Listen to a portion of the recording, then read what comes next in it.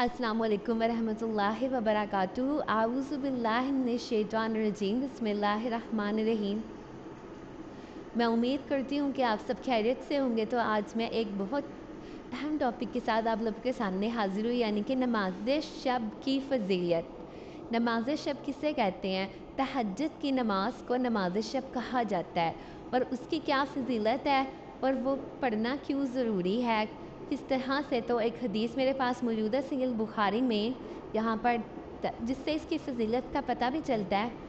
तो ये सैयदना अब्दुल्ला बिन उमर रज़ियल्लाहु अन्हा कहते हैं कि रसूल सल्लल्लाहु अलैहि वसल्लम के अहद में जो शख्स, कोई भी शख्स जो ख्वाब देखता था ना, वो हुज़ूर सल्लल्लाहु अलैहि वसल्लम से उसको बयान करता था। तो मुझे भी आरज़ू हुई कि मैं भी कोई ख्वाब देखूँ और रसूल सल्लल्लाहु अलैहि वसल्लम से बयान करूँ।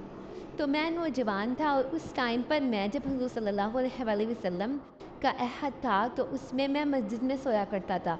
चनाचा मैंने एक दिन ख्वाब देखा कि गोया के दो फरिश्ते मुझे पकड़ कर दोज़ख की तरफ लेकर जा रहे हैं।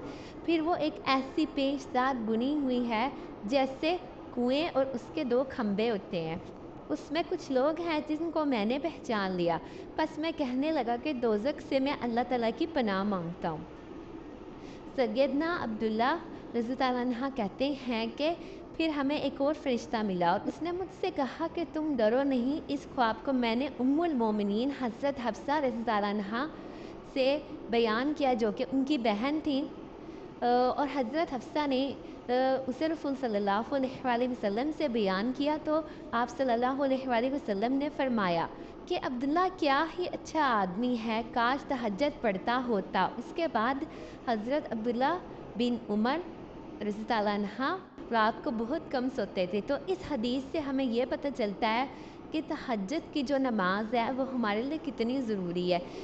मैंने बहुत दफ़ा सुना है तहज्जुद के लिए कि उसको तो कहते हैं कि हमारे साथ लोगों को बहुत सुना है कि वो कहते हैं कि हमारी बहुत सी परेशानियाँ दूर हुई हैं, मतलब अपने जो मांगा है हमें मिला है, और मतलब किसी चीज़ की भी हमें आरज़ू थी उससे हमारी वो आरज़ू पूरी हुई है। तो ऐसा ही है, उस वक्त बहुत ज़्यादा सुकून होता है, और इंसान अगर रो कर भी अपने रब के सामने उस टाइम पे फ़रियाद करता है ना, तो वो दुआ रद्द नहीं होती।